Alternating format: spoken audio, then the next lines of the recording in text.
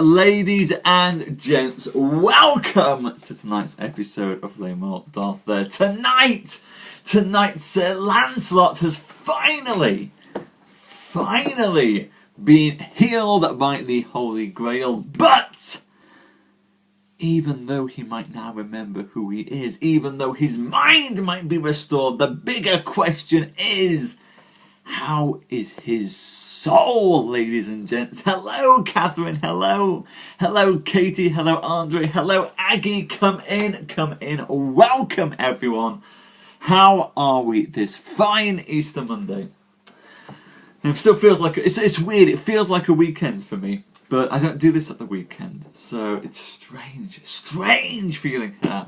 I've been looking forward to it as well, Kath. It's weird when it's out of the system. It's why today is like, no, it's Sunday, but actually it's not Sunday. It's a Monday. It was a very confusing day for me.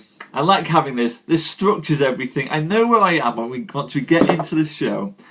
Everything is good, so I'm happy. Hello, Penguin. Come in. Hello, Marabont. Welcome, ladies and gents. I hope that we all had a great long weekend. If those of us who had long weekends, for those of us who didn't have long weekends, well, I'm sorry. I know what that's like. Indeed, as does James in tail bashing. It was only until recently that I actually started to be able to take bank holidays. It was very exciting for me. But hey ho. The important thing is we're here, I'm here, you're here. And we'll give it a couple of minutes, and then we'll get into tonight's show. I should also say, ladies and gents, this will be the last week. Where does it have to come up with this? It'll be the last week that we have shows for some time. Actually, I'm about to go on holiday for 3.5 weeks. I know, Kath. I know it's a scary thought. I'm off on holiday for 3.5 weeks, so I'm not going to be here, which is really weird. Hello, Black Rabbit, by the way. I forgot to say hello to Black Rabbit because her phone is broken, but she just tweeted me, so I saw it and I said hello. Rabbit, isn't it? Where am I off? I'm going to New Zealand for 3.5 weeks, Marabont. During which time I'm actually going to go and write my own Morte D'Arthur stuff as well. I won't, Grace. I won't. I've looked at it. The campsites I'm going to, there is no Wi-Fi. It's just going to be me sat in a camper van with a lot of notebooks and pens, writing and doing photography. So now I know, Kath, in this day and age, no Wi-Fi. But yes, there's only like 2 of the campsites that actually have Wi-Fi. It turns out. So to no scoping. On top of that, the cost, the sheer cost of doing any roaming scoping off a mobile as I'm going about is hideous.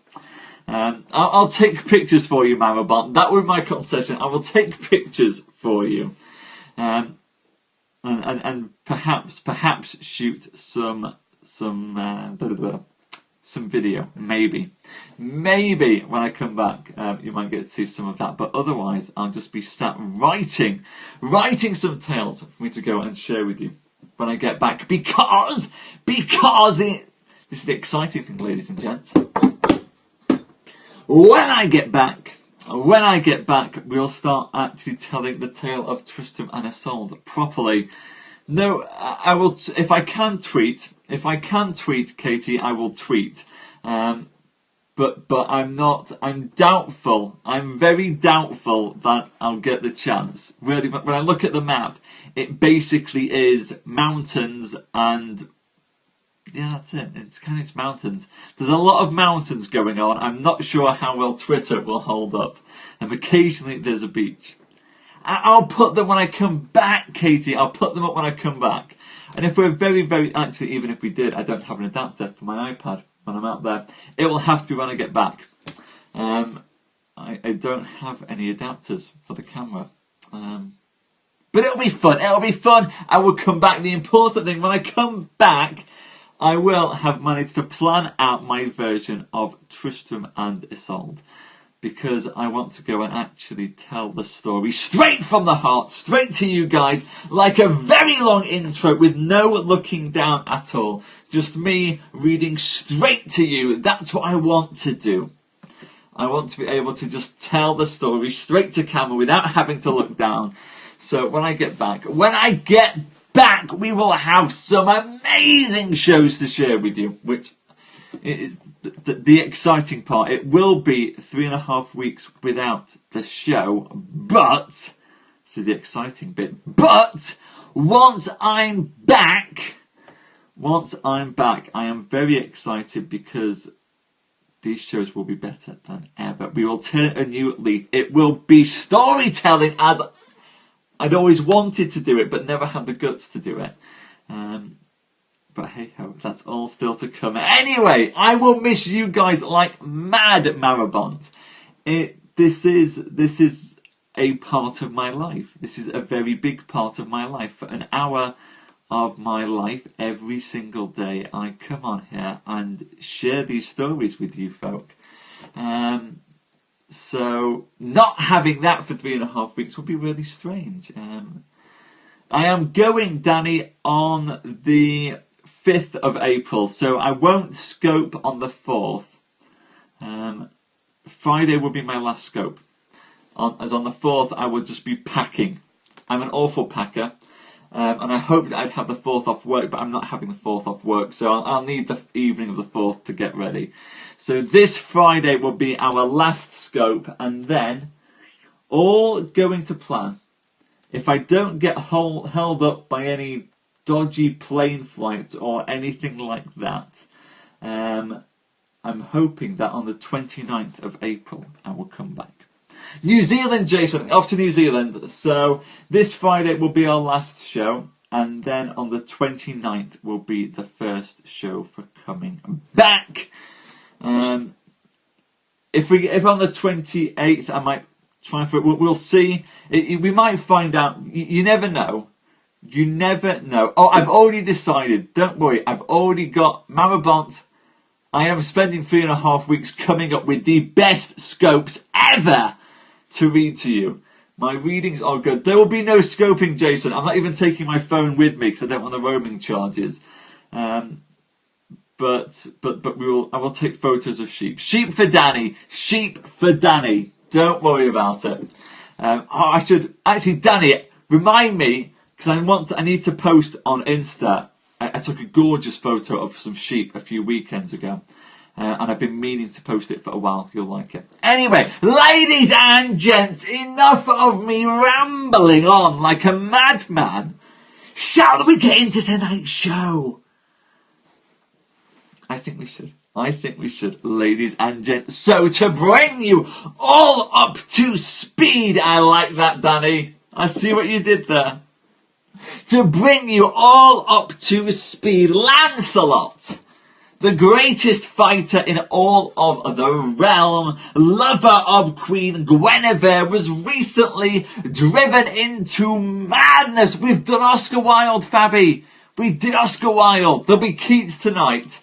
And if you're very, very lucky, I might do some Oscar Wilde again before I go. Because I know I promised people that I would do Oscar Wilde. Didn't deliver for ages. And then did. And not everybody got to see it. So fingers crossed, Fabby. If you're on your best behaviour, we might do some more Oscar Wilde before we go. Anyway, Lancelot went. And some claim it was through witchcraft. Some just claim it was through lust. Cheated on his beloved Guinevere. Cheated upon Guinevere, and when he was discovered to have cheated upon her, he went mad with grief, literally mad, ladies and gents, and has spent over 2 years in the wilderness, raving like a man, lost of his mind, forgot, in fact, who he was. But, ladies and gents, last week, on Friday, Lancelot came to the castle with the fair Lady Eleanor, the woman whom he had cheated upon Guinevere with to begin with, and King Pelles, guardian of the Holy Grail, were. And when Eleanor recognised this madman as in fact her lover Sir Lancelot, then she asked her father King Pelles to use the Holy Grail to restore Lancelot's mind to him. And at the end of last night, ladies and gents, at the end of Friday night, goodbye Malbon, see you later, at the end of Friday night, Lancelot's mind was at last restored to him.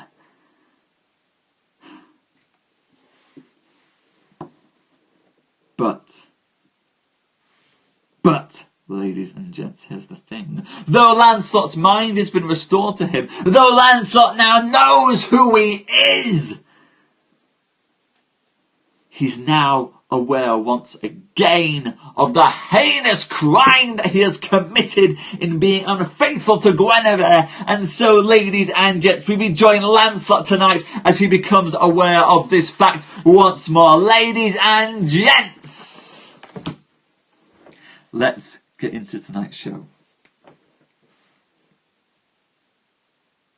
When Sir Lancelot saw King Pelles and Elaine, he waxed ashamed, and he said thus, "O Lord Jesus, how have I come here? For God's sake, my lord, let me know how I came here." "Sir," said Dame Elaine, "into this country you came like a madman, clean out of your mind, and here we have kept you as a fool until now, and no creature here knew who you were until it was by fortune that a maiden of mine brought me to where you lay sleeping by a well, and anon, as I beheld you, I knew you, and then I told my father, and so were you brought before this holy vessel, and by the virtue of the Grail you were healed." "Oh, Jesus, mercy," said Sir Lancelot. "If this is true, then how many are there who know of me?" "So God help me," said Elaine, "no one knows you other than my father and I and my handmaiden, the Lady Brisson."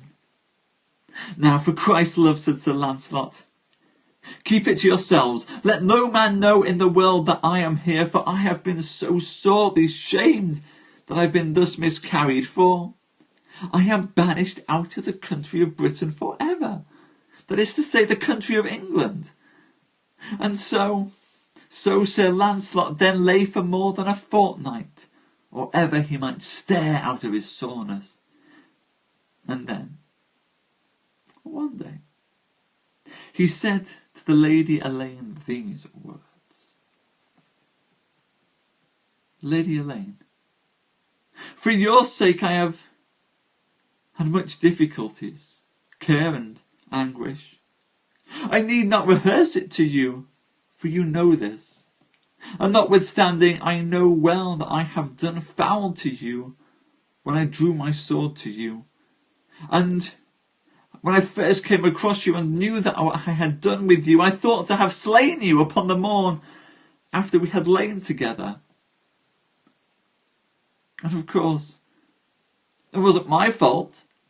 It was your own magic, Elaine, yours and Dame Brisson, for you made me lie by you, but I didn't want to. And, as you say, that night Galahad, my son, was begotten upon you."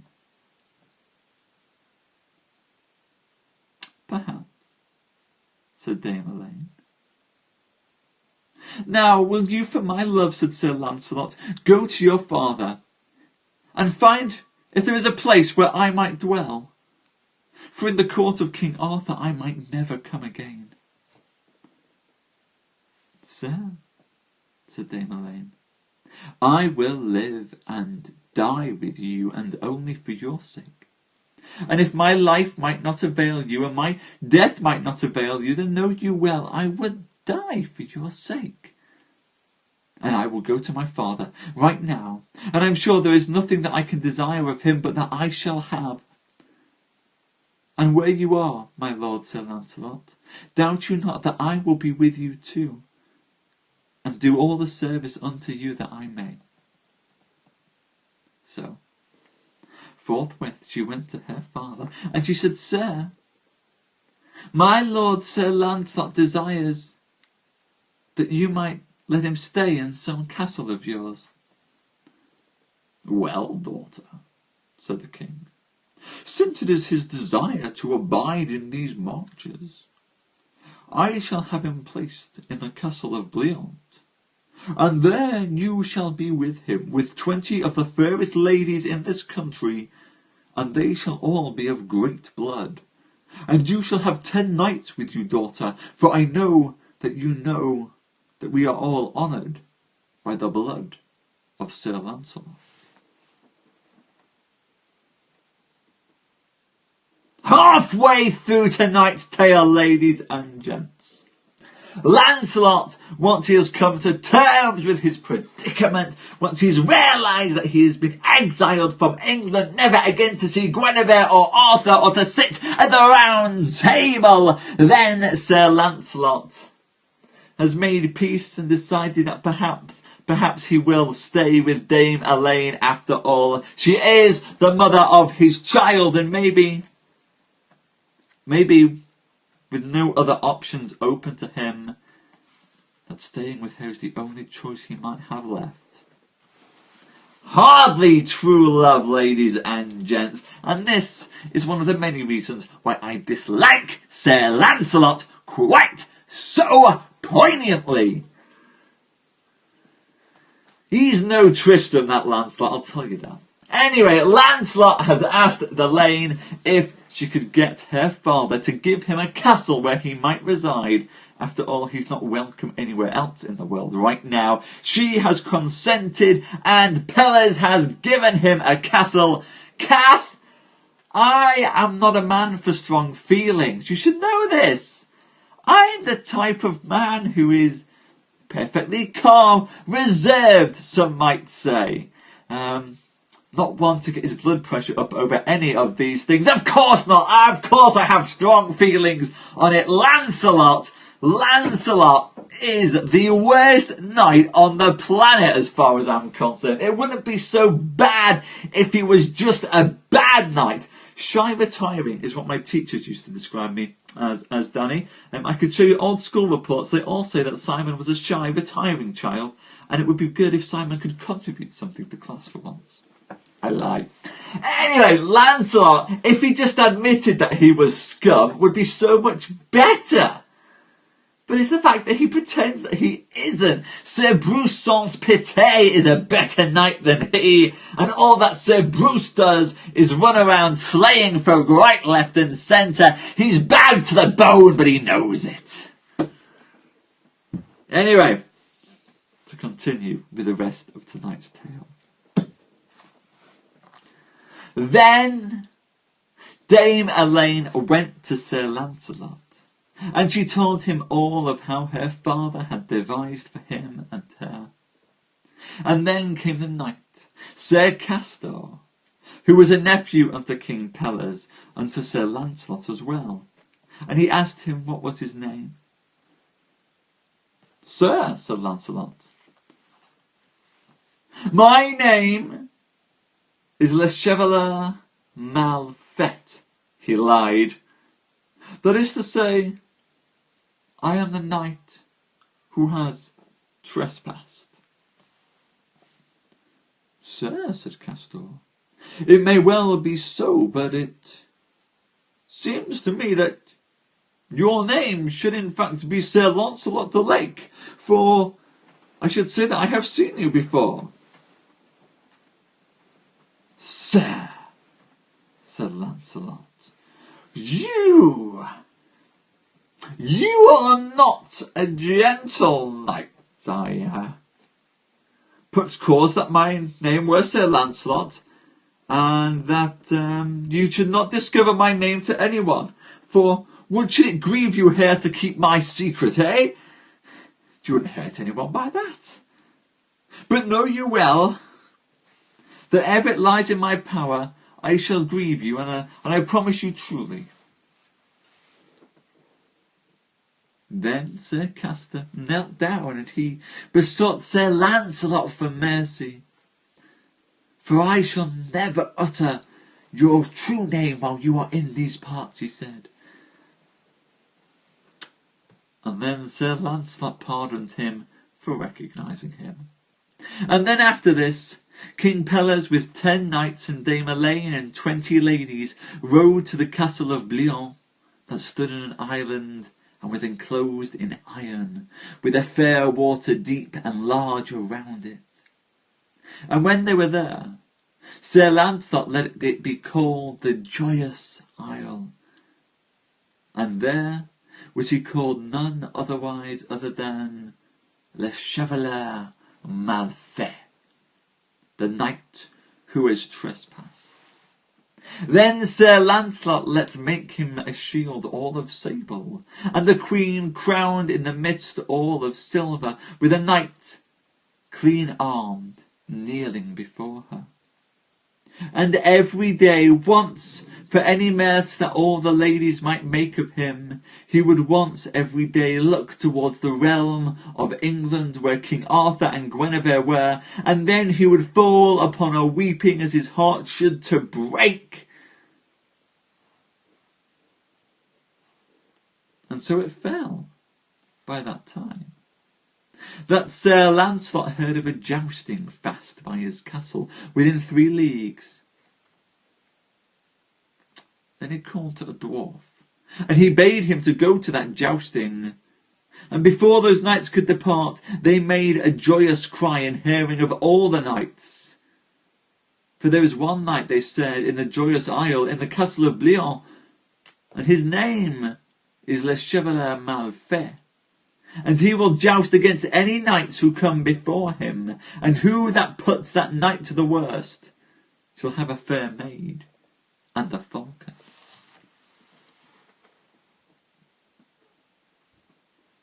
And so we end tonight's tale, ladies and gents, and it would seem that Lancelot, who weeps daily that he might not go to England to see Guinevere and King Arthur, has come up with a cunning plan. A cunning plan that's as cunning as a fox who was professor of cunning at Oxford University, ladies and gents. His plan is, if Lancelot cannot go to any tournaments or feasts, that perhaps he shall bring the tournaments to him, for he has had his knights go out and announce it was a Blackadder line cat. I stole it most happily. That he should have the knights come to his castle to joust against him and have his mirth that way, ladies and gents. And so tomorrow night, we shall see just what happens as Lancelot comes face to face with Sir Perceval himself. All still to come in Le Morte D'Arthur, ladies and gents. And Sir Ector will come as well. Knights who I prefer much more to that shoddy knight, that measly man, Sir Lancelot, who I have no love for. No love for at all. But hey ho. It's still to come, ladies and gents. Still to come, and we will enjoy it. No, Kath, I like to play my cards close to my chest. Always have done. Always will. You can never guess these things about me. But hey ho, hey ho. All still to come. I should also say, ladies and gents, coming up in a few minutes' time is Poetry Live.